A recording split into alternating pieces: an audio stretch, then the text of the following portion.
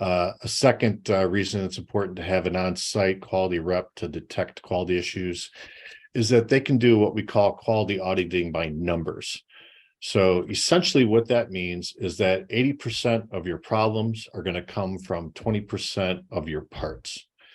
So what this person can do on site is really keep those 20% of issues under control. So that's where they would spend the majority of their time trying to proactively, once again, stop these issues from reaching the assembly line. So it's always better to be proactive instead of reactive. And then by them being on site, protecting the customer, feeding this information back to your factory, it would help you in your process make sure that that you're eliminating all these issues prior to getting to the customer.